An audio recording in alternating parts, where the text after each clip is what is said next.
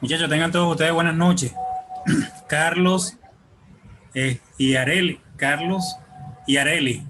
Buenas noches, doctor. Muy bien, ¿cómo les va? ¿Cómo les ha ido? Aquí bien. Aquí bien, doctor, aquí bien, trabajando.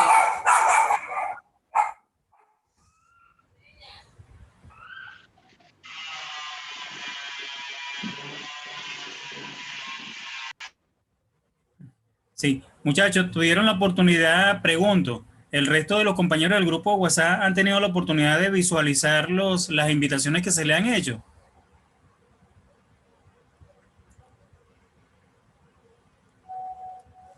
Ahí no sé, doctor. Yo sí visualicé, pero ahí el resto de los compañeros no he visto si habrán revisado el grupo y habrán visto la invitación. Ahí no le puedo indicar nada. Sí.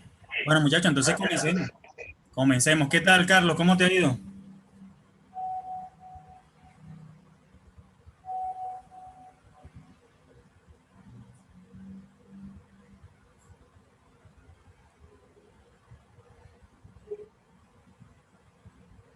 Ok.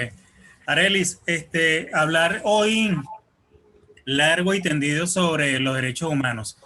En el grupo se hizo un compartir directamente sobre diferentes elementos que están presentes en este tan bonito tema, pero visto desde varios ecosistemas, ¿no?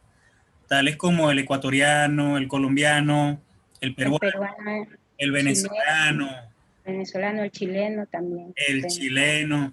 Entonces, hablar de los derechos humanos, como particularmente considero, no es hablar de un tema más, no, es hablar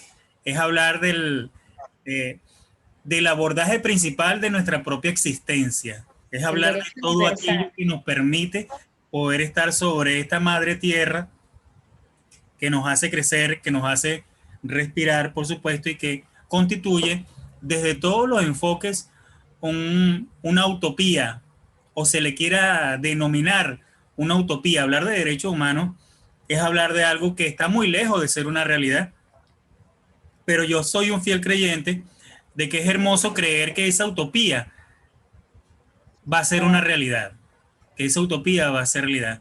Ver manifestaciones, ver violaciones de los derechos humanos, ver y observar, ser testigo de vulneraciones de los derechos humanos y tratar de tener una aproximación directamente con la criminología es algo bastante delicado. Sin embargo, para tratar de hacer un entramado de los derechos humanos con la ciencia criminológica, tiene que ser algo relevante el poder dominar ampliamente o el poder hablar de una manera completamente abierta, madura, flexible, respetando todos los criterios, todas las perspectivas, todas las cosmovisiones de los intervinientes sobre los derechos humanos. Dicho esto, Arelis, partamos de algo completamente sencillo. ¿Cómo defines los derechos humanos? ¿Cómo lo definen los derechos humanos? Pues los derechos humanos son los derechos, es una labor que inviolable, porque está estipulada en la constitución tanto de nuestro país como en las constituciones de los países de América Latina y de todo el mundo, Sí, porque es universal.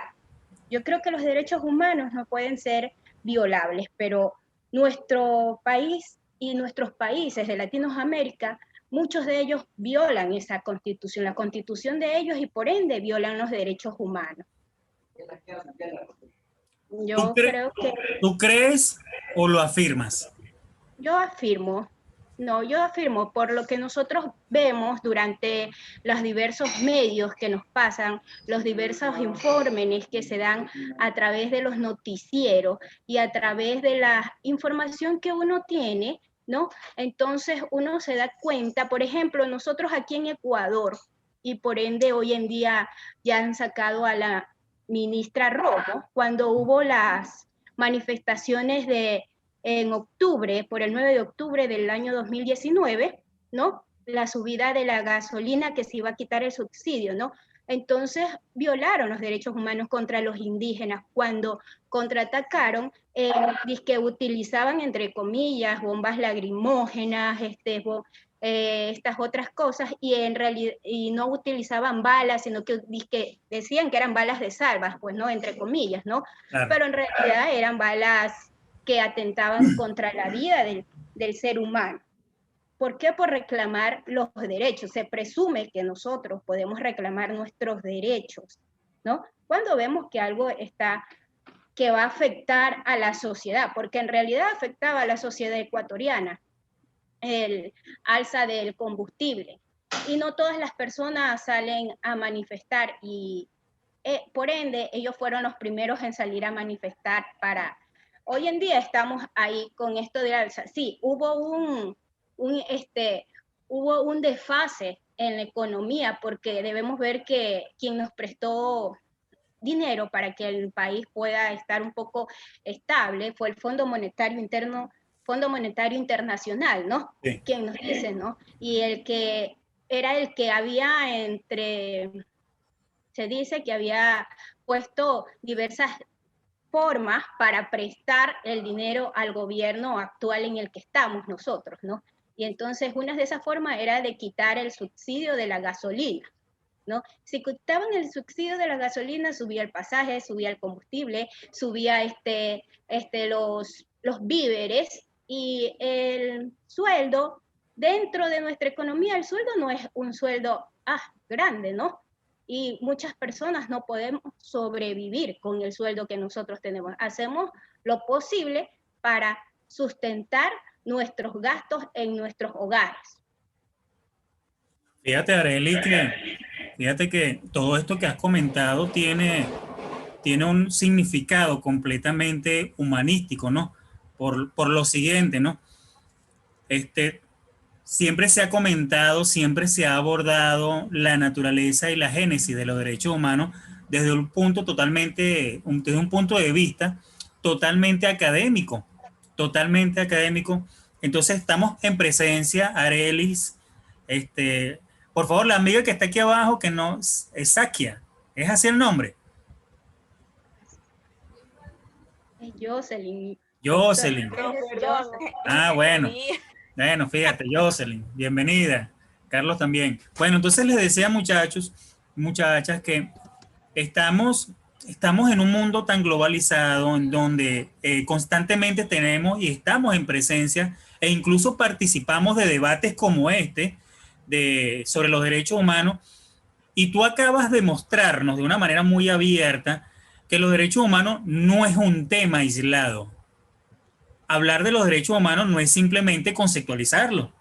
Abordar el tema de los derechos humanos no es simplemente una definición. Los derechos humanos abrazan una cantidad de elementos que están presentes en la sociedad. Fíjate que tú nos hablaste de la economía, nos hablaste de la política, nos hablaste del bienestar social, nos hablaste de la situación coyuntural por la cual atraviesan los pueblos, muy particularmente el ecuatoriano. Entonces, si nos damos cuenta que el tema tan hermoso, tan maravilloso de los derechos humanos está revestido de una importancia tal, Arelis, que no puede ser ignorada la posibilidad, la certeza de que todos los actores sociales, de que todos los sujetos académicos, de que todos los intervinientes profesionales y conocedores de esta área tengan un amplio bagaje sobre este tema. Reitero, no es simplemente conceptualizar y definir los derechos humanos. Eso no tendría sentido, Arely. Eso no tiene ningún tipo de sentido.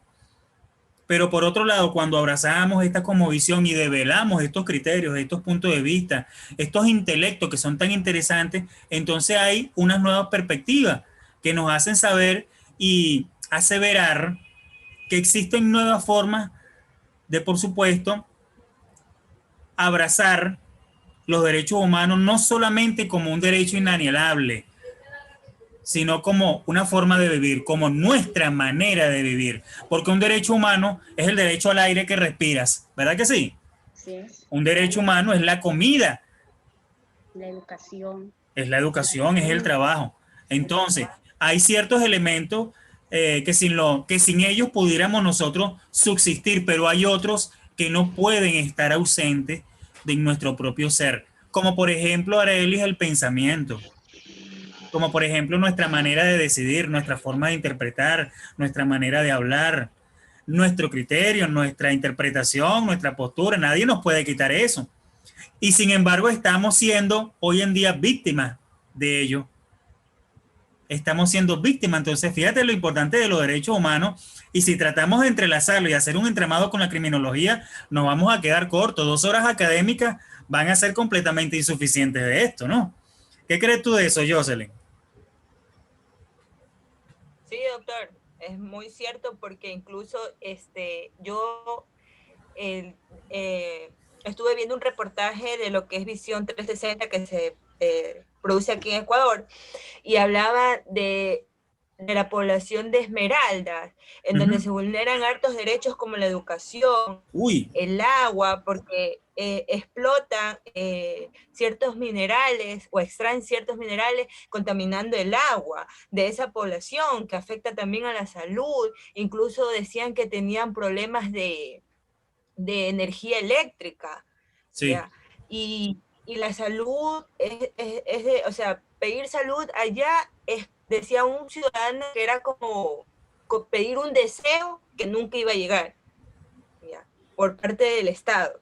Y es verdad, o sea, todos, o sea, todo el Ecuador habla de derechos, el uno protesta, el otro reclama, exige y esto, pero siempre hay pueblos que son prácticamente olvidados por el Ejecutivo.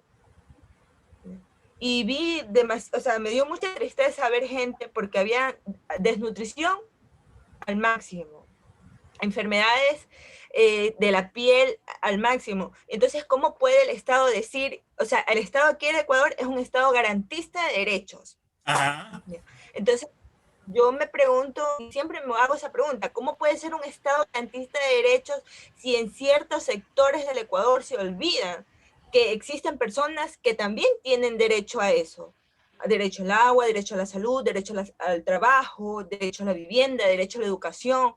En los actuales momentos la educación está vulnerada totalmente, ¿ya? Imagínense, o sea, si aquí en Guayaquil ciertos hogares no cuentan con un internet, o como dijo la compañera, no les alcanza el salario básico para poder acceder a un servicio de internet, ¿ya? Entonces, ¿cómo el Estado puede decir que ellos garantizan el derecho a la educación, cuando en sectores rurales no llega a eso? No existe el trabajo digno, no se les reconoce ni siquiera un salario básico a la gente del sector rural.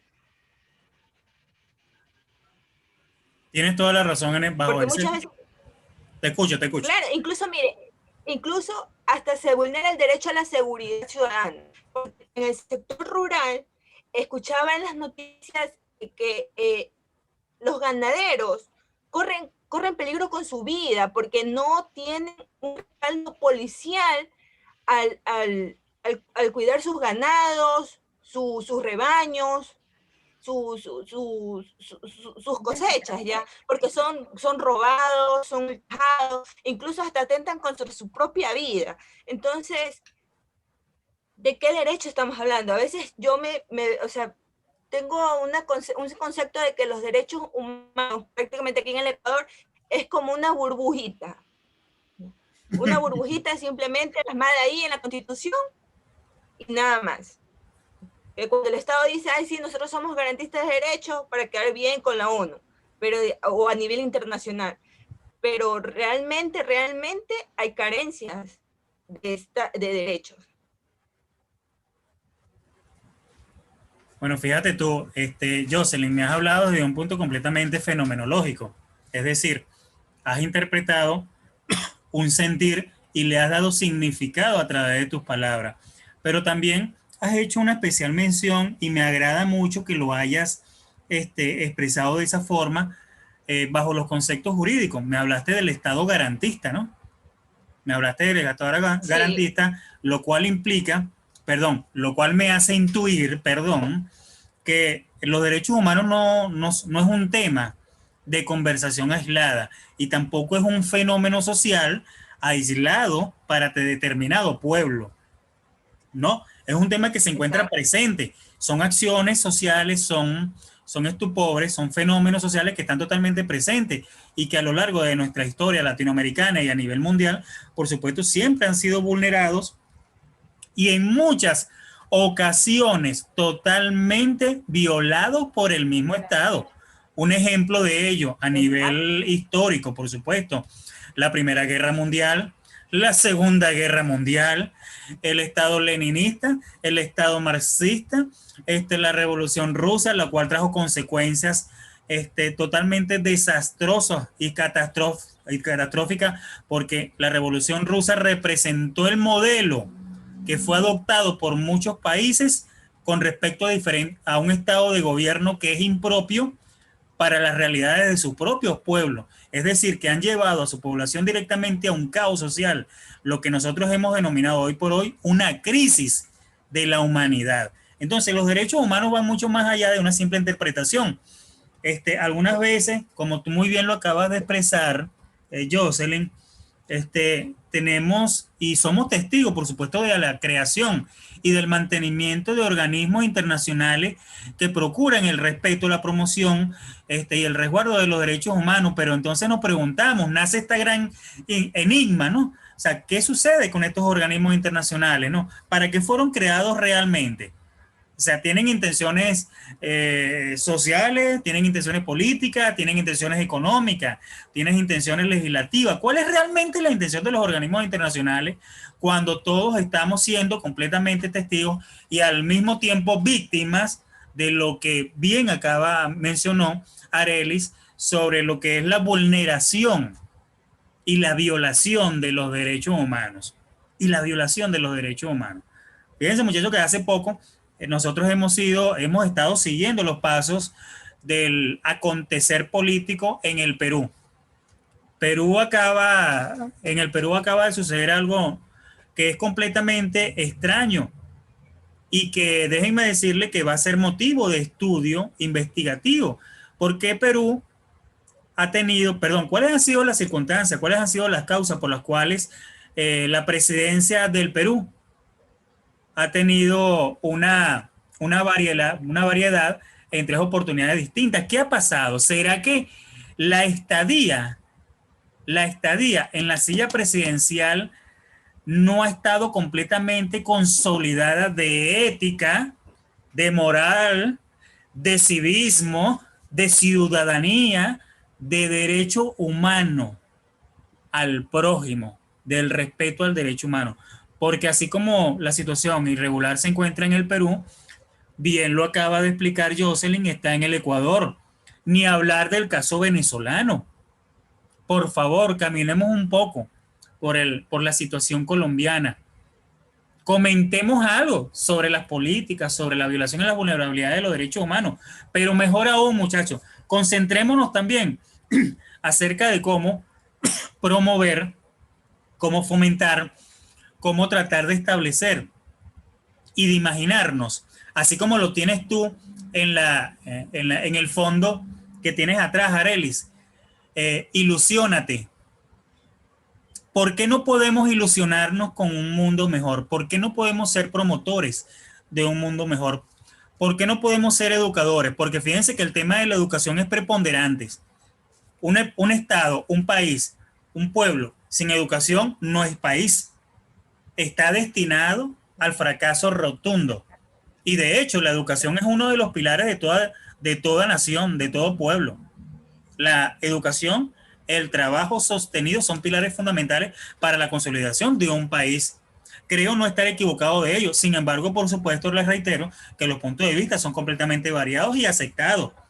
Fíjense ustedes, Areli, ¿cómo desde tu atmósfera, cómo visualizas la formación ética, la formación moral, la formación cívica en el Ecuador? Y que propicia, por supuesto, ese fortalecimiento de los derechos humanos en una sociedad tan complicada como la ecuatoriana. ¿Y sabes por qué digo ecuatoriana? ¿Por qué digo complicada? Porque es una sociedad que maneja sistemas económicos variados. Tienen una moneda nacional, pero se utiliza la moneda extranjera. no es propia. No tenemos moneda nacional ya, pues debemos de sustentarnos que desde el año de 1990, con la crisis que hubo también, la inestabilidad política de los gobiernos, así como hoy en día está suscitando en Perú, porque esa es una inestabilidad política que hay, sacan uno, ponen otro presidente, el mismo Congreso, así como le suscitó hoy en día al presidente que lo destituyeron, y hoy en día está el presidente, salió Pedro Pablo Kuczynski, subió el vicepresidente, hoy en día el Carrozzi, no me acuerdo muy bien, y hoy en día está el presidente del Congreso, ¿no? Entonces, así mismo se suscitó aquí en el Ecuador, y recordemos que hubo una inestabilidad política y por ende hubo nuestra moneda fue devaluada desde el año de 1990, y en el 2000 asumimos la moneda extranjera, que es el dólar, y esa es la que rige actualmente en nuestro país. Fíjate tú, Arely. Moneda nacional. Fíjate tú, Arely, lo importante... te decía lo importante que es relacionar directamente los derechos humanos con otras acepciones y con otros fundamentos teóricos, tales como el político, que lo acabas de citar, como el económico, que también lo acabas de mencionar, por supuesto el social. Y lo comentaba hace poco Jocelyn, ¿no? El Estado social de derecho, el Estado social de justicia, el Estado democrático. ¿Qué sucede cuando un pueblo no puede satisfacer sus necesidades básicas?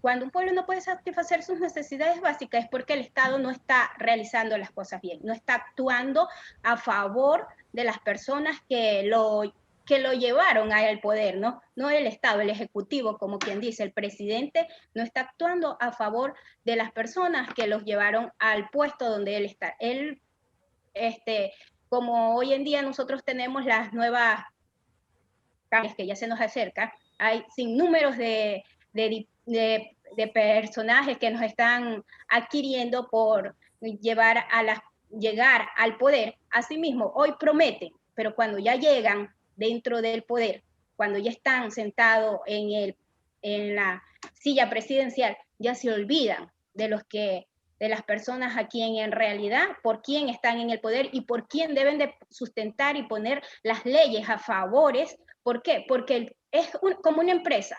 Si el presidente de la empresa no funciona, ¿usted cree que esa empresa va a surgir? No surge, se cae. Si el presidente no hace su labor bien, ¿usted cree que un país va a surgir? No va a surgir. Un país se cae, porque un país es como una empresa. Usted tiene que ser un buen administrador para que pueda realizar un sustento y pueda llegar a su país, pueda sacar arriba. Pero si no lo hace, nos quedamos en el intento, como dicen por ahí. Ese es de mi punto de vista, doctor. Claro, Arely, disculpa nuevamente la pregunta.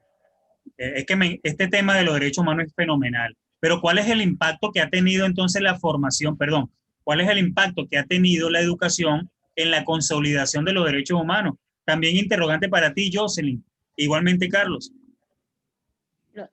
El impacto en la educación. En la educación, vamos a decir que a raíz del año 2007, 2008, cuando hubo nuevas reformas reestructuradas por el gobierno saliente del expresidente Correa, lo vamos a citar, del expresidente Correa, hubo ciertas mejoras en educación, hubo mejoras, sí, vamos a decir, hubo mejoras.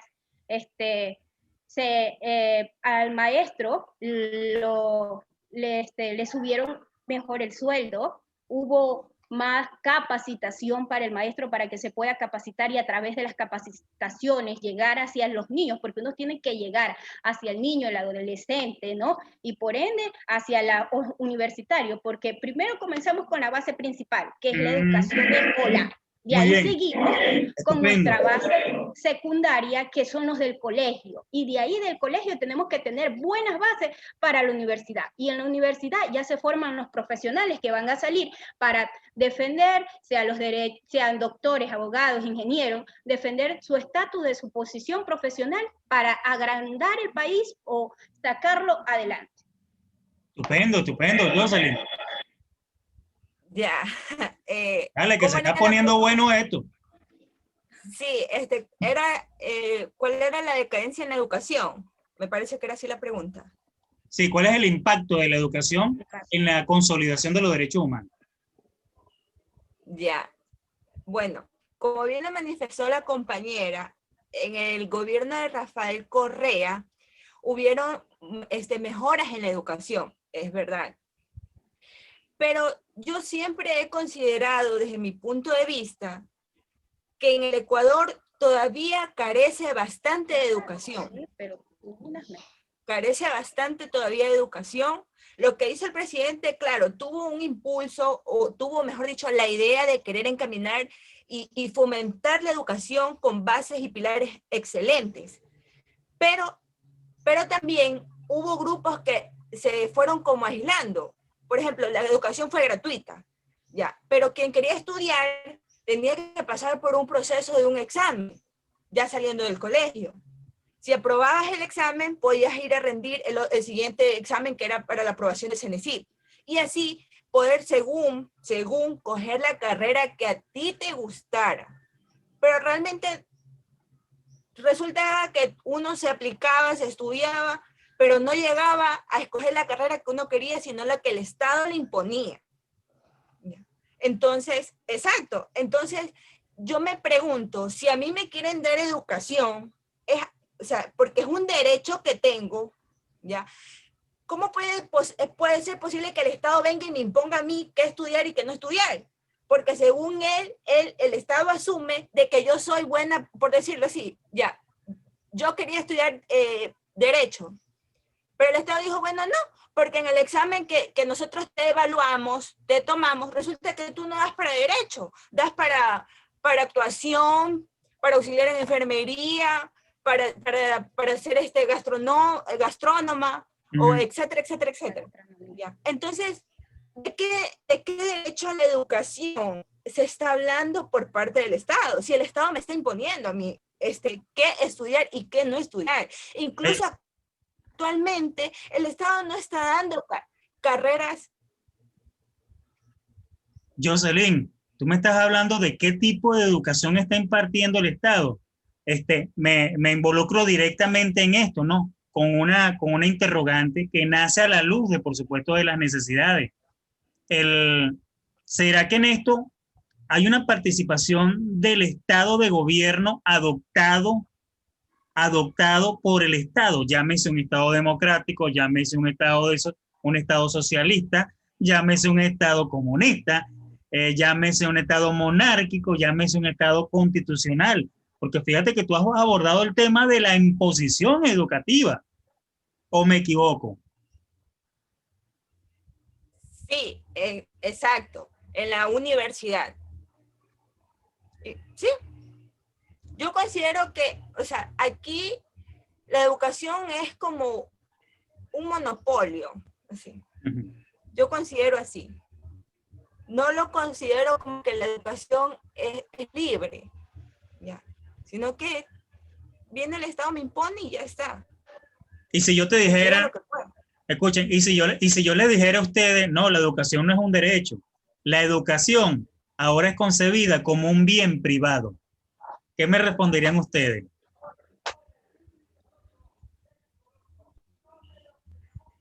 La educación como un bien privado. Un bien privado, pues bueno, ahora nos toca, si es privado, ahora le toca al padre o a la persona que tenga algún niño que quiera realizarse como profesional, pues le toca pagar sus derechos, pagar su estudio para llegar, exactamente, para llegar a hacer lo que él quiere hacer. Entonces me va a costar a mí.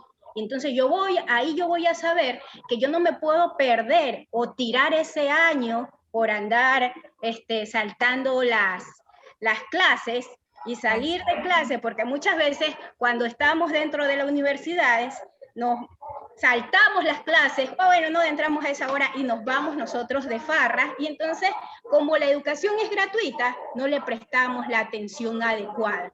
Y entonces si es privada, me va a doler, porque me va a doler el bolsillo, porque yo voy a gastar, pues no me puedo tirar un año No Pero me puedo fíjate, dar ese lujo de tirarme un año, porque claro, yo estoy pagando.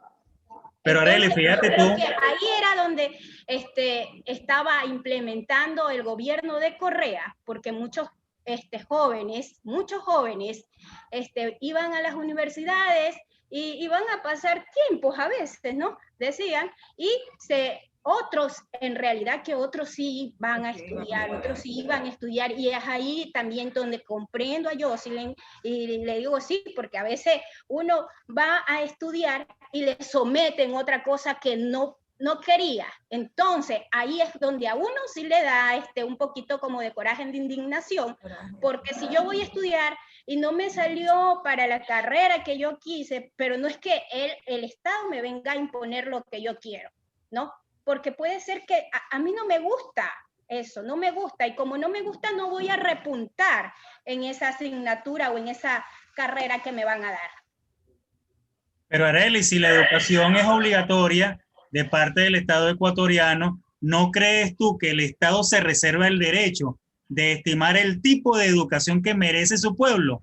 Porque lo acaba de decir Jocelyn, el Estado es garantista, el Estado es protector, el Estado busca a través de la educación un fin público.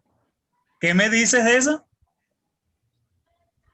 Sí, es verdad, el Estado garantiza la educación, es que eso está estipulado en Pero ¿qué nuestras pasaría, por ejemplo, constituciones.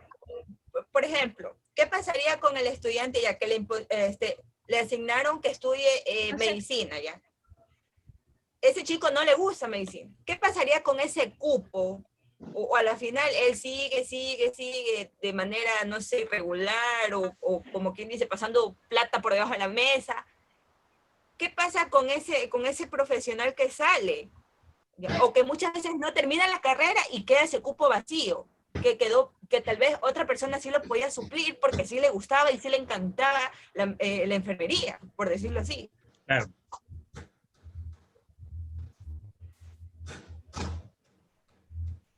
Diego, perdón, Carlos, ¿tú estás allí? ¿Nos escuchas? Sí, doctor, sí que lo escucho. Bueno, por favor, ayúdanos ahí. Haz una contribución estupenda allí. ¿Es la educación un derecho humano? ¿Es un servicio público? ¿Es la educación un bien privado?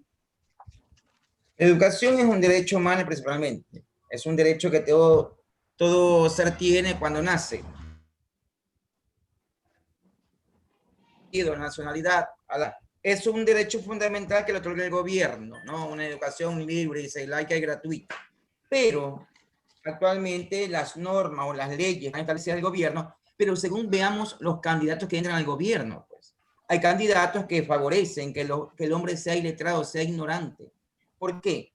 En tiempo de campaña, estamos nosotros en Ecuador en tiempo de campaña, mucha gente va atrás como borreguito, atrás de un líder político, pero sin saber cómo trabaja o qué fin quiere llevar este líder político. Entonces, ahí vamos. Si yo, como educando y como educador, siento bien las cosas de estudiar, cómo llevar, cómo es hacer a ese individuo por la direccional para que aprenda. ¿Qué pasa con el tiempo del señor Correa? Dicen ustedes que mejoró la educación, que subió los sueldos, no, el desglose que había y llegamos a una categoría de G, con un sueldo de $817, que actualmente nos han rebajado $60 el gobierno de Lenín Moreno. ¿Qué pasa con la juventud de ese entonces? Así como premió, también dañó a la juventud, proporcionando que este joven pueda cargar en su poder gramos de drogas, que pueda tranquilamente consumirlas. Entonces, en vez de educar, destruyó a la sociedad. Entonces, ese bien, ese derecho que tenía que estudiar, lo malgastó. Y ahí que la educación actualmente está en decadencia. ¿Es verdad? La educación es solamente para los que tienen. Excelente. Actualmente, en este tipo de pandemia, la educación de una escuela particular, en la escuela fiscal nos llegan unos folletos mensuales, donde son cosas mínimas que trabaja el estudiante. ¿Y qué dice? Aprende a cocinar, aprende a hacer tal cosita, a meter un trabajito, cosa que el estudiante es mínimo. Si nos ponemos en los colegios particulares, trabajamos 4 o 5 horas diarias y el contenido va avanzando. Entonces, el estudiante no se va quedando. Entonces, miren la diferencia de educación laica gratuita, cómo está en decadencia y le favorece a los políticos, porque el hombre ignorante nunca va a salir adelante. Y ahí que los cubanos luchan contra el analfabetismo. Los pueblos americanos, sudamericanos, que somos en caso de nosotros, Colombia, Ecuador, Perú, Chile, también luchamos. Pero hay que ver qué candidato nosotros mismos lo mandamos al poder, para que el mismo ese candidato luego nos dé la espalda y haga abolir nuestros derechos. Los pueblos tienen el sistema de gobierno que se merecen. Así está escrito en la historia. Claro. Así es demostrado abiertamente por los mismos pueblos como corresponsables de su propia autodestrucción. Muchachos, vamos a desconectarnos rápidamente y nos volveremos a conectar, porque ya se acabó el tiempo, la primera hora. Ya, doctor.